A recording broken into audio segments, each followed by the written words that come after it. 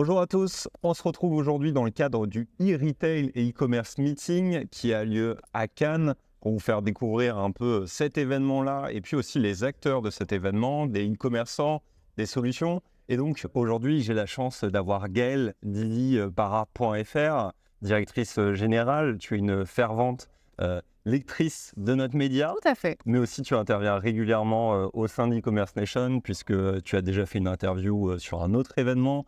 Tu as participé à un webinar également avec un de nos partenaires et donc tu suis aussi nos journaux du e-commerce comme tu l'as évoqué. Je voulais tout d'abord te demander comment vas-tu Gaëlle sur ce salon aujourd'hui? Bah écoute, je suis ravie d'être avec toi. Tout se passe bien. J'aime beaucoup ce salon. On est bien à Cannes en plus.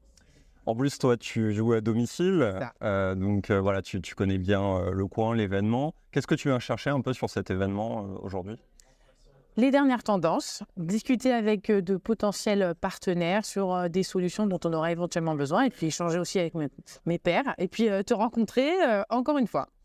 Totalement, ça fait plaisir en tout cas de te voir. On sait que le e-commerce évolue très fortement là sur cette année, on a eu la période Covid. Toi, c'est quoi un peu tes sujets de cette fin d'année pour Izipara.fr? Je sais qu'on a évoqué un peu de Black Friday, Peak Season, voilà, c'est quoi un peu les sujets pour toi? Bah effectivement, hein, sur la fin d'année, c'est plutôt Black Friday. Nous, Noël, ça marche moins bien à partir du 15 décembre, il ne se passe plus grand-chose.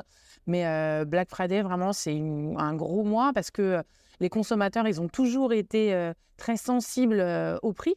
C'est un prérequis sur Internet, mais maintenant, ils sont aussi sensibles à la promotion. Et en parapharmacie, il y a peu de promotions parce qu'on a déjà une politique de prix assez basse. Et donc, Black Friday, ça fonctionne bien parce qu'on a des promos qui commencent à moins 20%. Et donc, du coup, les gens sont très en attente. Et on voit en début de novembre, en demi-teinte, et on voit que vraiment les gens, avec tout ce qui se passe sur le contexte économique, géopolitique, sont vraiment très sensibles à ça. C'est assez impressionnant, je ne m'en rendais pas compte sur la parapharmacie, hein, de mettre en avant cet aspect-là. Vous avez le Black Month aujourd'hui sur votre site. Vraiment intéressant de voir que ces actions de promotion, est-ce que c'est quelque chose qui a toujours été historiquement comme ça sur votre activité très important? Ou comme tu le disais, c'est très récent du fait du contexte actuel? Alors, pendant longtemps, j'y croyais pas trop, Black Friday en parapharmacie, un peu de réticence comme tu peux avoir. Et puis finalement, on a commencé à le faire, mais avec des promotions qui étaient à partir de moins 10%. Donc, c'était vraiment très léger. Et puis, on a réussi à mettre en place avec les marques des promotions qui vont plutôt de 20, 30, voire même du 40%. Et là, pour le coup, ça a super bien marché. Et c'est vrai que c'est un avantage parce que c'est sur des top marques et top produits. Et donc, on se dit, je vais en profiter. Et puis, ça augmente le panier moyen en plus. Donc, c'est-à-dire qu'ils achètent plus de produits, même s'ils sont en promotion.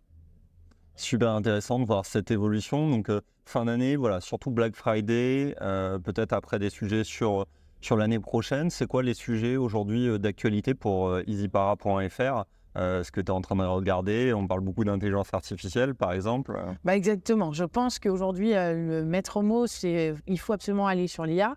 Après, le sujet, c'est en gros, on a des réticents en interne. Ils ne veulent pas en entendre parler.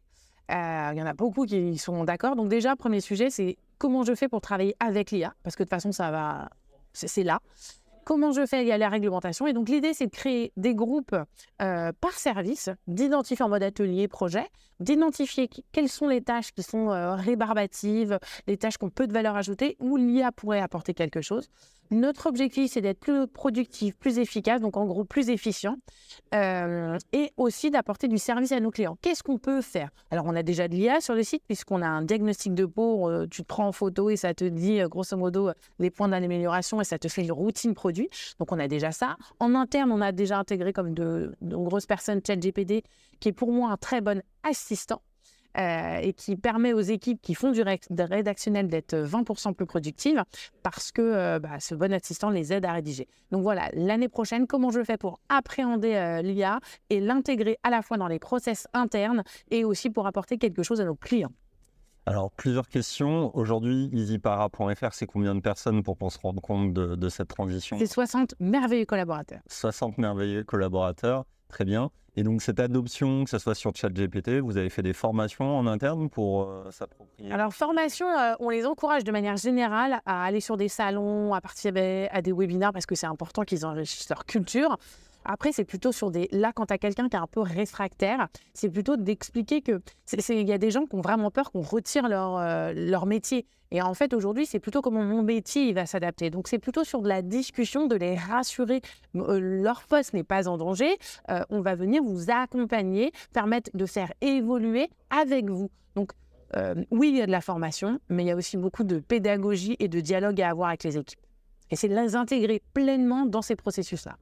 Super intéressant parce qu'il y a un aspect culturel, comme tu l'as évoqué, d'appréhender l'intelligence artificielle. Et donc, on a bien compris, il y avait 2 blocs, plutôt internes et puis externes. Donc, aujourd'hui, vos chantiers, c'est plutôt interne, de ce que je comprends, ou en externe, vous avez d'autres aussi volontés de personnaliser l'expérience utilisateur, par exemple? Bah, voilà, comme je l'ai dit, on l'a déjà fait à l'externe. Donc, non, c'est vraiment, vraiment allier les deux. Parce que forcément, si on est plus productif, on arrive à faire plus de choses pour nos clients. Et enfin, c'est nos clients qui nous font vivre. Donc, c'est à eux qu'on veut apporter du service. On a de nombreux produits. Parfois, ça peut être un peu compliqué. Ça peut de trouver le bon produit. Et je pense que c'est vraiment les accompagner. Il y a de très bons exemples de choses qui existent. Carrefour a mis en place, alors, je ne me rappelle plus comment s'appelle le service, mais je trouve ça génial pour aider à faire ses courses en fonction de ce que j'ai dans mon frigo ou des courses que je veux faire ou par exemple avec mon budget. Et je pense qu'il faut vraiment aller justement sur ces sujets vis-à-vis de notre consommateur.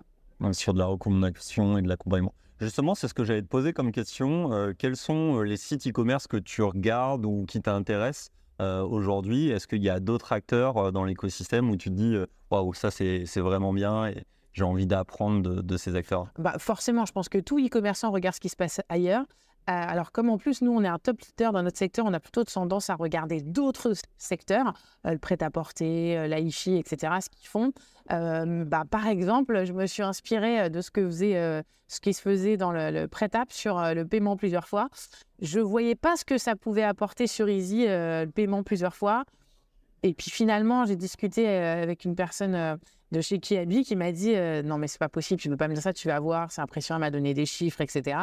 Je dis bon ok, finalement ça me coûte pas grand chose. Et bien en fait c'est incroyable parce que ça a énormément augmenté la possibilité d'acheter des produits que j'achèterais pas d'ordinaire. Parce que finalement une crème, c'est à peu près 3 mois d'utilisation. D'accord. Donc tu peux te permettre grâce au paiement en plusieurs fois de prendre une crème un peu plus chère parce que finalement tu vas la payer en 3 fois.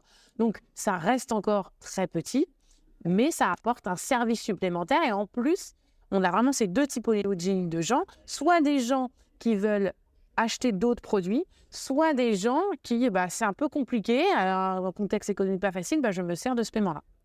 C'est très intéressant tout ce que tu as évoqué. Voilà, on voit que l'évolution des comportements de consommateurs évolue, même sur une thématique de parapharmacie. On sait que voilà, historiquement, il y a des comportements et peut-être un aspect plus réfractaire à du paiement plusieurs fois, à du Black Friday, ce genre d'éléments. Mais voilà, on voit qu'il y a d'autres usages consommateurs qui se transposent à ce domaine. En tout cas, c'était super intéressant d'avoir tous tes retours, Gaël, sur ces aspects-là. On invite l'ensemble des spectateurs à découvrir le site s'ils ne connaissent pas, easypara.fr, vous tenir au courant des actualités de cette fin d'année, des prochaines innovations. Et encore une fois, on te remercie pour ta présence et on vous dit à très vite pour une prochaine exploration de la nation du e-commerce. Merci, au revoir.